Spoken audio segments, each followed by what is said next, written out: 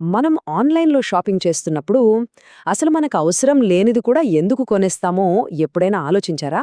దాని వెనుక ఓ పెద్ద సైకాలజీనే ఉంది. ఒక రకంగా చెప్పాలంటే అదొక సీక్రెట్ ప్లేబుక్ అన్నమాట. ఈరోజు మనం ఆ ప్లేబుక్నే తెరిచి చూడబోతున్నాం. అసలు మన నిర్ణయాల్ని మనకు తెలియకుండానే ఏది శాసిస్తుందో తెలుసుకుందాం.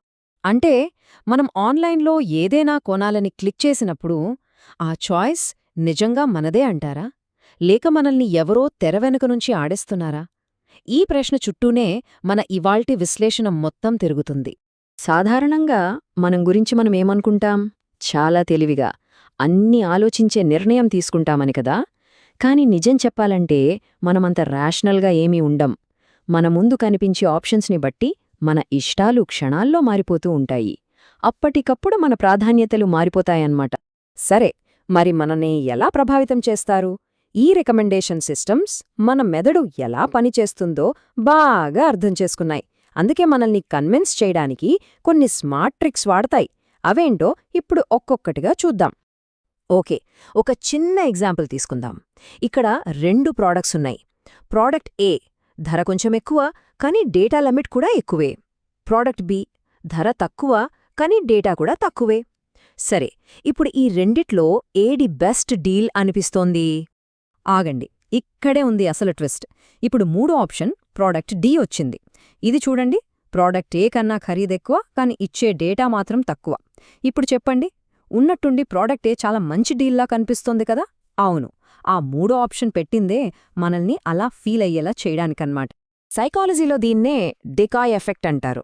అంటే మన బ్రెయిన్ వస్తువులను విడివిడిగా చూడదు, వాటి పక్కనేముందో దానితో పోల్చి చూస్తుంది. అందుకే కావాలనే ఒక పనికిరాని ఆప్షన్ను మన ముందు పెట్టి వాళ్లు అమ్మాలనుకుంటున్న ప్రొడక్ట్ వైపు మనల్ని తెలివిగా నెట్టేస్తారన్నమాట. ఇది ఒక్కటే కాదు, ఈ ప్లేబుక్లో ఇలాంటివింకా చాలా ఉన్నాయి. ఉదాహరణకి కాంప్రమైజ్ ఎఫెక్ట్ అని ఒకటుంది. అంటే చాలా ఎక్కువ ధర, చాలా తక్కువ ధర ఉన్న ఆప్షన్స్ మధ్యలో ఉన్నదే సేఫ్ అని మనం ఫీల్ అవుతాం. ఇంకోటి అట్రాక్షన్ ఎఫెక్ట్. ఇందులో మనం కొనాలనుకుంటున్న ఐటెం పక్కనే దానికంటే కొంచెం తక్కువ క్వాలిటీ ఉన్నదాన్ని పెడతారు. అప్పుడు మనం తీసుకున్న నిర్ణయం చాలా గొప్పదని మనకు మనమే ఫీల్ అయ్యేలా చేస్తాం. ఇంకో విషయం తెలుసా? మనకు ఐటమ్స్ ఏ ఆర్డర్లో చూపిస్తున్నారు అనేది కూడా చాలా ఇంపార్టెంట్. దీన్నే ప్రైమసీ ఇంకా రీసెన్సీ ఎఫెక్ట్స్ అంటారు.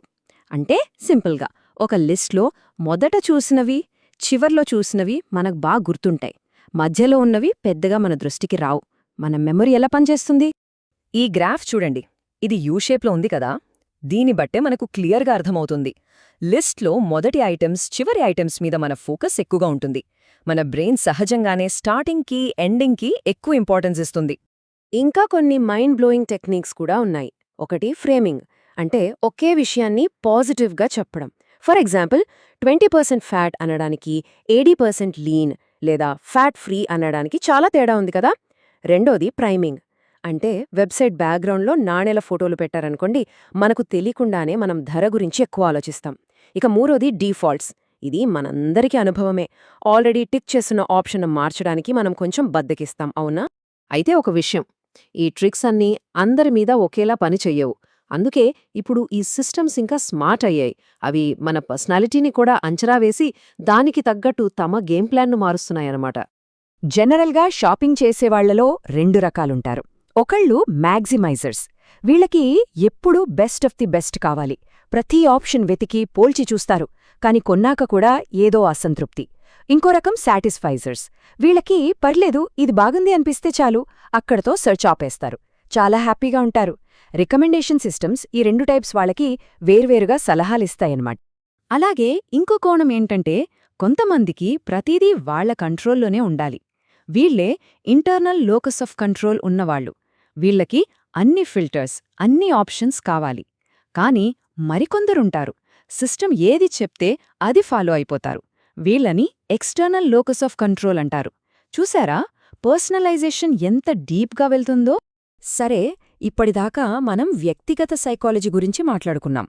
కాని ఇప్పుడు కథలో మరో పెద్ద ప్లేయర్ ఎంటర్ అవుతోంది. అదే క్రౌడ్ పవర్. అంటే మన ఫ్రెండ్స్, మన సోషల్ సర్కిల్ మన షాపింగ్ను ఎలా ప్రభావితం చేస్తాయో చూద్దాం. ఎందుకంటే ఈ కొత్త సిస్టమ్స్ మన సోషల్ కనెక్షన్స్ని కూడా తెలివిగా వాడుకుంటున్నాయి. పాత రోజుల్లో ఎలా ఉండేదంటే, మనలాంటి టేస్ట్ ఉన్నవాళ్ళు ఏం కొంటున్నారో చూసి మనకు సజెస్ట్ చేసేవి. వాళ్లను టేస్ట్ ట్విన్స్ అనేవాళ్ళు. కాని ఇప్పుడు ట్రెండ్ మారింది. ఇప్పుడు మన టేస్ట్ కాదు, మనం ఎవర్ని నమ్ముతామనేది ముఖ్యం. దీని ఆధారంగానే వెబ్స్ ఆఫ్ ట్రస్ట్ అనే కొత్త కాన్సెప్ట్ వచ్చింది. టెక్నికల్గా దీన్ని ట్రాన్సిటివ్ ట్రస్ట్ అంటారు. సింపుల్గా చెప్పాలంటే, ఏ అనే వ్యక్తికి బి మీద నమ్మకముందనుకుందాం, ఆ బి అనే వ్యక్తికి ఈ మీద నమ్మకముంది. అప్పుడు సిస్టమ్ ఏమనుకుంటుందంటే, ఏ కూడా ఈ మీద ఎంతో కొంత నమ్మకం ఉంటుందని. అందుకే మనకు అప్పుడప్పుడు అస్సలు పరిచయం లేని వాళ్ళు రివ్యూ చేసిన ప్రాడక్ట్స్ కూడా రికమెండేషన్స్లో కనిపిస్తాయి. అంటే ఇక్కడ అర్థం చేసుకోవాల్సిన పాయింట్ ఏంటంటే, ఎవరో తెలియని 100 మంది ఇచ్చే 5 స్టార్ రేటింగ్ కన్నా మనం నమ్మే ఒక్క ఫ్రెండ్ చెప్పే మాటకు ఈ సిస్టమ్స్ ఎక్కువ వెయిట్ ఇస్తాయి. ట్రస్ట్ అనేది అంత పవర్ఫుల్ అన్నమాట. క్రౌడ్ పవర్లో ఇంకో ఇంట్రెస్టింగ్ టూల్ ఉంది. దాని పేరు ఫోక్సానమీస్. ఇక్కడ మనలాంటి యూజర్సే ప్రాడక్ట్స్కి ట్యాగ్స్ ఇస్తారు. ఉదాహరణకు, ఒక సినిమా రిలీజ్ అయితే దానికి బోరింగ్ అని, ఫ్యామిలీ ఎంటర్టైనర్ అని, మస్ట్ వాచ్ అని ట్యాగ్స్ ఇస్తాం కదా. వీటి వల్ల సిస్టమ్స్కి ఆ సినిమా గురించి కేవలం రేటింగ్ కన్నా చాలా ఎక్కువ సమాచారం తెలుస్తుంది. సరే, ఇన్ని విషయాలు తెలుసుకున్నాక కొంచెం భయంగా అనిపించొచ్చు. కానీ నా ఉద్దేశం మిమ్మల్ని భయపెట్టడం కాదు. ఈ టెక్నిక్స్ గురించి తెలుసుకోవడం వల్ల మనం ఇంకా స్మార్ట్ కన్జ్యూమర్స్గా మారతాం. అదెలాగో చూద్దాం. మనం గుర్తుంచుకోవాల్సిన ఒకే ఒక్క కీలకమైన విషయమేంటంటే, మన ఇష్టాలు, మన ప్రాధాన్యతలు అనేవి మనలో ఫిక్స్డ్గా ఉండవు. అవి మనం ఏదైనా కొనాలని నిర్ణయం తీసుకునే ప్రాసెస్లో మన ముందున్న ఆప్షన్స్ని బట్టి క్రియేట్ అవుతాయి. సో మన చాయిస్ అనేది ఒక ఇల్యూజన్ కాదు, అదొక కన్స్ట్రక్షన్. అంటే మన ప్రాధాన్యతలను నిర్మించడానికి డిజైన్ చేయబడిన టెక్నాలజీలే ఇవన్నీ. అందుకే ఈ సైకలాజికల్ ట్రిక్స్ గురించి మనకు తెలిస్తే మనం మరింత స్పృహతో ఆలోచించి డెసిషన్స్ తీసుకోగలుగుతాం. సరే, ఇప్పుడు ఈ మొత్తం ప్లేబుక్ గురించి మనకు తెలుసు. మరి ఇప్పుడు మనల్ని మనం ఏమనుకోవాలి?